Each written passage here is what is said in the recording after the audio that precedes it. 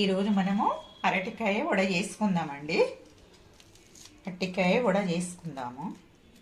ఈరోజు మనము అరటికాయ వడ చేసుకుంటున్నాము. దానికి నేను అరటికాయలు తీసుకున్నా. కచ్చికాయలు తీసుకోవాలి. మెత్తటికాయలు తీసుకుంటే పండు వండినట్టు ఉంటుంది, మంచిగా ఉండదు, మెత్తగా అయిపోతుంటుంది. వడకైతే కచ్చివే తీసుకోవాలి. అన్ని పొట్టు తీసుకొని తురుముకోవాలి.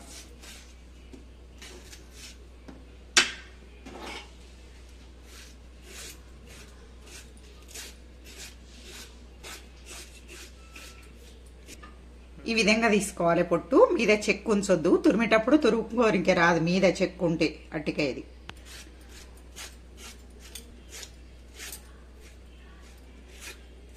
ఇది తీసుకున్నాం కదా తురిమేడిది, దీంతో ఇట్లా తురుముకోవాలి.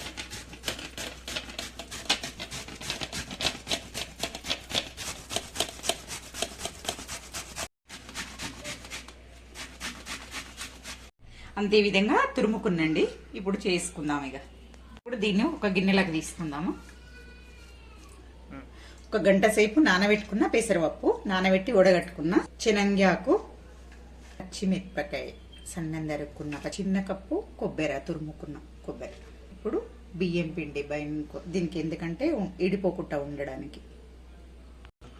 పసుపు వేసుకుందాము. కలుపుకోవడానికి వీలుగా ఉండేటట్టు పెద్ద గిన్నెలోకి తీసుకున్నాను.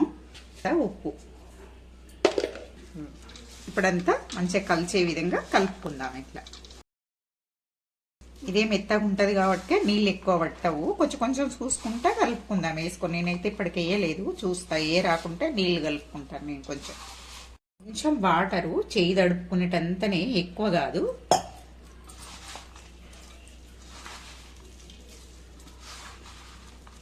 ఈ విధంగా తడుపుకుందామండి. తడుపుకున్నాను, అయిపోయింది ఇది. ఇప్పుడు మూకుడు పెట్టి నూనె పోసుకుందాం. మనం అన్ని ఇంత ముద్ద తీసుకొని వడల్లాగా చేసి పెట్టుకుందాం. అన్నిట్లా చేసుకుంటా కూడా వేయచ్చు, కానీ నేను చేసి పెట్టుకుంటున్నాను. అన్ని ఈ విధంగా చేసుకుందాము.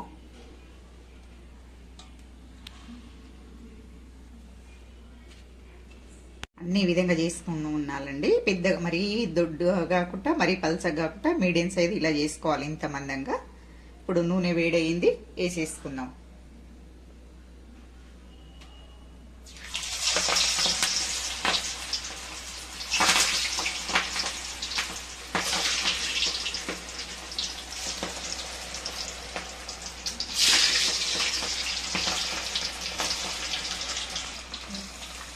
రెండో వైపు కూడా మళ్ళీ వేసుకుందామండి. ఏగిపోయినాయండి, తీసుకుందాము. ఇవి మరీ ఎర్రగా వచ్చినంత వరకు కూడా ఉండవలసిన అవసరం లేదు, ఎందుకంటే అరటికాయ కదా, తొందరగా మగ్గిపోతుంది. కొబ్బరి కానీ అరటికాయ కానీ.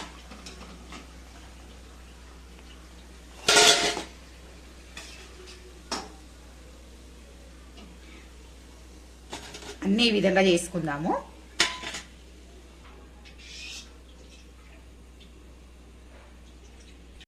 అరటికాయ కూడా చేసుకుందామండి. ఈ విధంగా చేసుకుందాము.